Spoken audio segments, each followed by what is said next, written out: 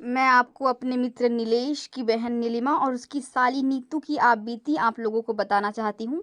कुछ दिनों पहले नीलेश ने मुझे बताया था कि उसकी बहन की मौत हो गई है। ये सुनकर मैं बहुत दुखी हो गई और मैंने उसकी मौत का कारण पूछा, तो उसने पूरी घटना मुझे सुनाई। कुछ दिनों पहले नीलेश उसकी बहन नीलिमा और साली नीतू के साथ कहीं घूमने गए थे। नीलेश की बहन और नीतू दोनों बहुत अच्छी दोस्त थी। लौटते वक्त काफ़ी रात हो गई थी। रास्ते में उसकी बहन की तबीयत ख़राब हो गई थी, उसे काफ़ी ठंड लग रही थी। हमारा घर भी अभी 100 किलोमीटर दूर था और रास्ते में कोई भी रुकने की जगह नहीं मिल रही थी। थोड़ी देर बाद हमें एक होटल दिखाई दिया, तो नीतू ने होटल में रुककर उसकी बहन को आराम करने को कहा। उस होटल के काउंटर पर जब हमने रूम के लिए पूछा, तो उसने बताया कि सभी रूम फुल थे, क्योंकि उस रास्ते पर केवल वही एक ढंग की होटल थी। लेकिन अभी होटल के मैनेजर ने बताया कि एक रूम खाली था, रूम नंबर 13। हमने जब उस समय अंधविश्वासी वाली बातों को ना सोचकर रूम ले लिया, जैसा कि आप लोग जानते हैं कि रूम नंबर 13 को अशुभ माना जाता है।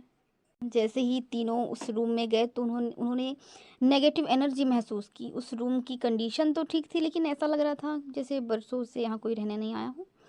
उन्होंने कुछ ज़्यादा नहीं सोचा, अब वो अपनी बहन नीलिमा के लिए काउंटर से पैनिक किलर लेने को गया।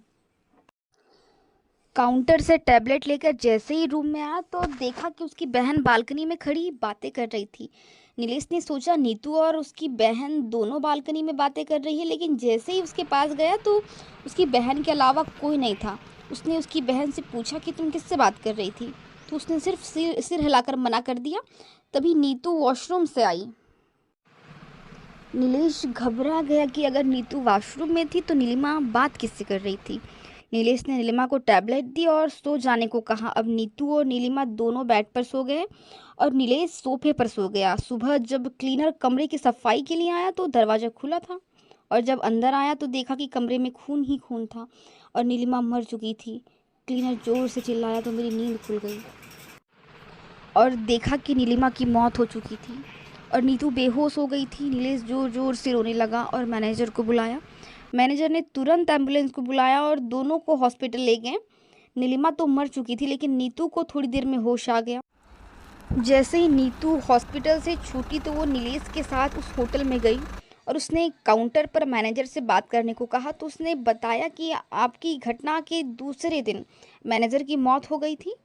वो दोनों शॉक हो गए। उन्होंने क्लीनर से माजरा समझने की कोशिश की, तो उसने बताया कि आप जिस रूम में रुके थे वो प्रतिबंधित था और रात में वहाँ कोई नहीं रुकता है, लेकिन मैनेजर ने पैसों के चक्कर में रूम आपको दे दिया।